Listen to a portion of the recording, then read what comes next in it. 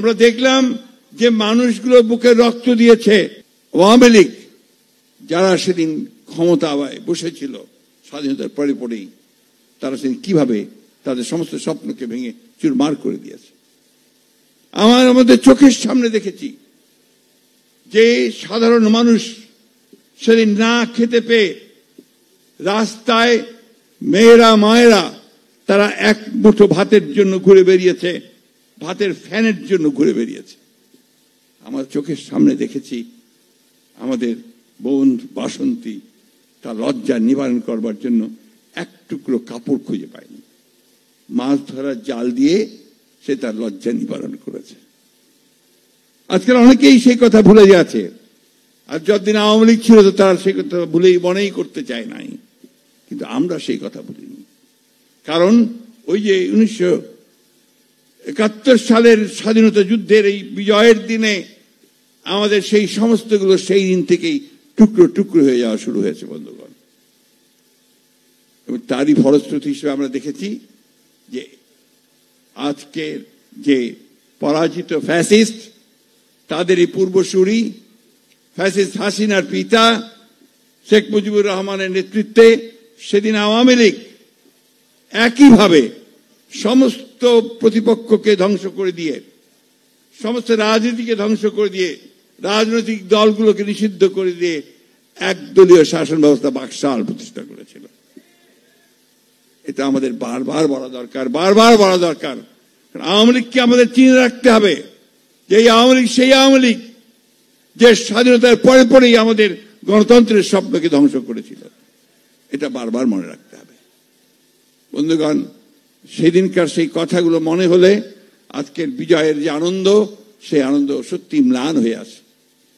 আমরা দেখেছি সেদিন শান্তি সেনের স্ত্রী, তার পুত্রবধূ এবং তাদের পড়শী হানিফা বেগমকে তুলে নিয়ে গিয়ে তৎকালীন রক্ষী বাহিনী দিয়ে কিভাবে তারা 21 দিন নির্যাতন করে তারা সেই পাঠিয়ে দিয়েছিল। আমরা দেখেছি প্রায় 30,000 তরুণ কিশোরকে সেদিন তারা হত্যা করেছিল শুধু রাজনৈতিক প্রতিপক্ষ হওয়ার কারণে। যাই হোক, মানুষের আকাঙ্ক্ষা, মানুষের ইচ্ছা, আল্লাহর অশেষ রহমতে সেখান থেকে আমরা মুক্তি পেয়েছিলাম। এবং সেদিন কিন্তু সামনে এসে সেই 7ই নভেম্বরের সিপাহী জনতার বিপ্লবের মধ্য দিয়ে যে নেতা আবার আমাদের সামনে এসে দাঁড়িয়েছিলেন, আমাদেরকে পথ দেখিয়েছিলেন, তিনি হচ্ছেন আমাদের শহীদ প্রেসিডেন্ট জিয়াউর রহমান।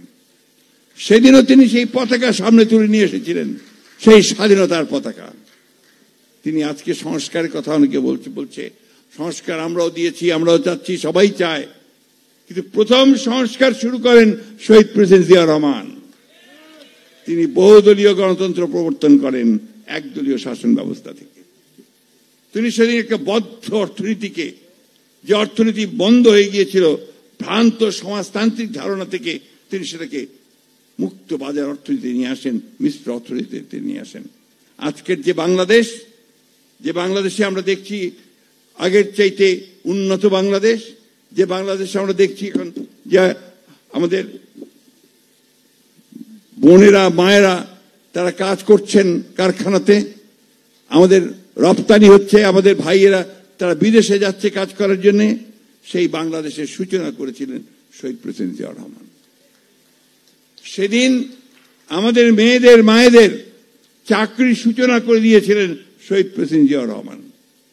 এই বিষয়গুলো হচ্ছে সংস্কার। শিক্ষা ব্যবস্থায় আমূল পরিবর্তন নিয়ে এসেছিলেন সংস্কারের মধ্য দিয়ে। তিনি শিল্পে পরিবর্তন নিয়ে এসেছিলেন সংস্কারের মধ্য দিয়ে। কৃষিতে দ্বিগুণ উৎপাদন করেছিলেন সংস্কারের মধ্য দিয়ে।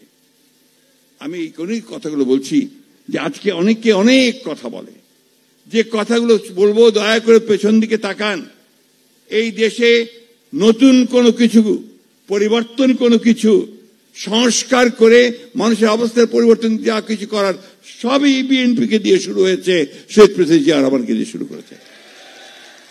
ঠিক একইভাবে আমাদের নেত্রী যিনি পতাকাটা তুলে ধরেছিলেন সেই শহীদ প্রেসিডেন্ট জিয়া রহমানের শাহাদাতের পরে, সেই নেত্রী তিনিও আবার এই দেশে সংসদীয় গণতন্ত্রের সংস্কার নিয়ে এসেছিলেন, গণতন্ত্রের সংস্কার করে নিয়ে এসেছিলেন। তিনি মহিলাদের শিক্ষার ব্যবস্থার সংস্কার করেছিলেন, তারা ক্লাস 12 পর্যন্ত পড়তে পারবে, কোনো বেতন দিতে হবে না। এমনকি মেয়েদেরকে যেন প্রাইমারি স্কুলে পাঠানো হয় সেই জন্য তাদের জন্য আলাদা ভাতার ব্যবস্থা করেছিলেন। আপনাদের অনেকের মনে থাকার কথা, আমি জানি না মনে আছে কিনা, ফুড ফর এডুকেশন, শিক্ষার বিনিময়ে খাদ্য কর্মসূচি চালু করেছিলেন আমাদের দেশনেত্রী বেগম খালেদা জিয়া। আজকে এই জিনিসগুলো আমাদেরকে কিন্তু বারবার মনে করিয়ে দিতে হবে।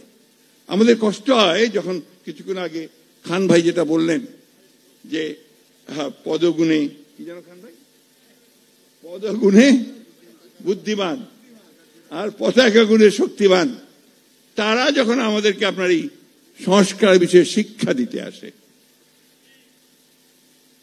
2016 সালে দেশনেত্রী বেগম খালেদা জিয়া, তিনি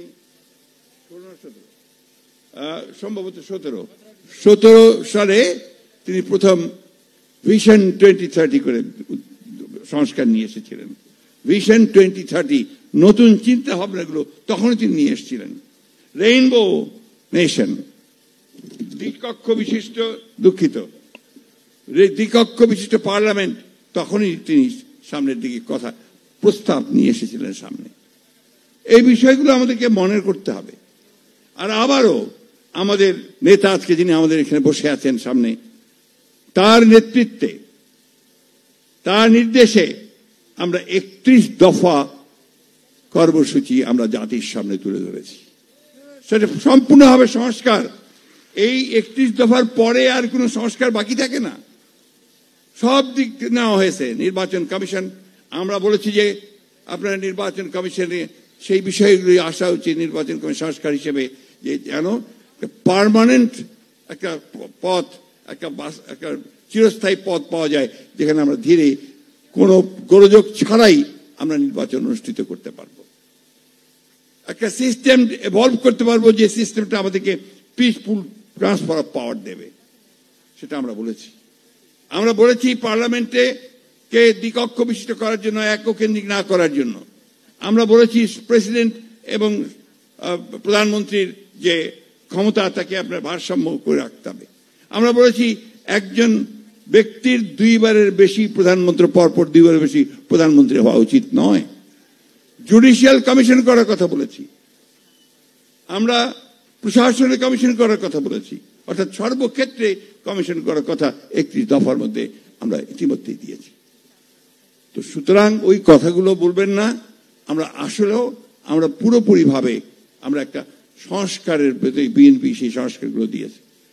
আসুন আমরা আমাদের ভারপ্রাপ্ত চেয়ারম্যান তারেক রহমান সাহেবের সেই যুগান্তকারী যে 31 দফা, সেই 31 দফা কর্মসূচিকে আমরা সামনে এগিয়ে নিয়ে যাই। এবং আমি আবার বলতে চাই, যে কথাটা বারবার আমরা বলছি, যে সবচেয়ে বেশি যে প্রয়োজন এই চ্যালেঞ্জকে মোকাবেলা করার, সেটা হচ্ছে যে আমাদেরকে অবশ্যই অতি দ্রুত একটি গ্রহণযোগ্য নির্বাচনের মধ্য দিয়ে এই সংস্কারের পথকে আমাদের সুগম করতে হবে, এবং সেটাই হবে একমাত্র যোগ্য কাজ, সেটাই হবে এই মুহূর্তে সবচেয়ে বড় প্রয়োজনীয় দাবি। আসুন আজকে আমরা বিএনপির যারা নেতা কর্মী সমর্থক রয়েছি, আমরা সবাই একসাথে একযোগে সেই লক্ষ্যে আমরা এগিয়ে যাই। এবং একটি কথা মনে রাখতে হবে সকলকে, যে কথাটা আমাদের ভারপ্রাপ্ত চেয়ারম্যান সাহেব বারবার বলছেন, যে আপনাদের আচার আচরণ ব্যবহারের উপর নির্ভর করবে যে সামনের দিনে জনগণের ভালোবাসা আপনারা পাবেন কি পাবেন না, আমরা পাবো কি পাবো না। সেই দিকেই সেইভাবে চিন্তা করে আমরা যেন এগিয়ে যাই। এবং আমরা আবারও বলছি যে আমরা যেটা চাই, প্রত্যেকটি বাংলাদেশি এই মুহূর্তে যেটা চায়, সেটা হচ্ছে জনাব তারেক রহমানের নেতৃত্ব চায়, তার দেশে এই ফিরে আসাকেই চায়।